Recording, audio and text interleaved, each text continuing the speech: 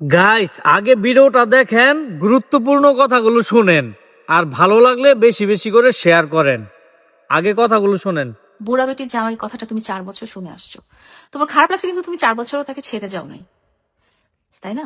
4টা বছর যেই মানুষটা তোমার তোমার আম্মু, তোমার পরিবার, তোমার বন্ধু বান্ধব, তোমার কলিগ, সহকর্মী, যাদের কাছে এত প্রায়োরিটি ছিল, সেই মানুষটাকে তুমি যখন ছেড়ে যাও, হ্যাঁ, তখন কি তোমার অপমান করে, অপদস্থ করে, ছোট করে, মারামারি করে এইভাবে চলে যাওয়া উচিত ছিল? একটা সম্পর্ক টিকতে নাও পারে। হ্যাঁ, একটা সম্পর্ক নাও টিকতে পারে।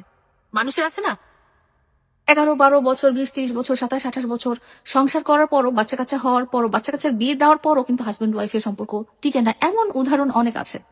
তো তুমি একজন ইয়াং মানুষ, তোমার স্বার্থ শেষ হয়ে গেছে, বা তোমার চাহিদা শেষ হয়ে গেছে, বা তোমার বয়সের সাথে সাথে তোমার চাহিদা অন্যরকম হয়ে গেছে, বা তোমার ভালো লাগা অন্যরকম হয়ে গেছে, তাই বলে ওই মানুষটাকে তুমি যখন ছেড়ে যাবা, তখন কি তার চেহারা নষ্ট করে দিয়ে যেতে যাবা? তুমি যখন আমাকে ছেড়ে চলে যাও, তুমি আমাকে মেরে চলে যাও, হ্যাঁ, আমার মুখে মেরে চলে যাও, যাতে আমার চেহারাটা নষ্ট হয়ে যায়।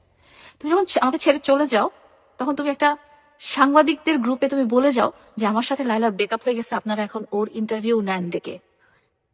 যে জিনিসটা আমিও জানতাম না। তুমি যখন আমাকে ছেড়ে চলে যাও, তুমি সব জায়গায় বলে বেড়াও যে যেখানে লাইলা আসবে সেখানে আমি যাব না, এবং যেখানে আমি যাব সেখানে তোমরা লাইলাকে ডাকতে পারবে না।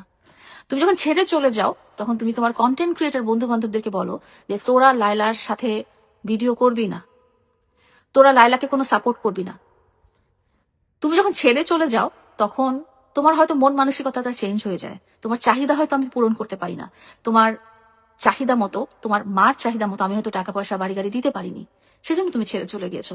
কিন্তু আমার কাছে তো তুমি ভালোবাসার মানুষটাই ছিলা।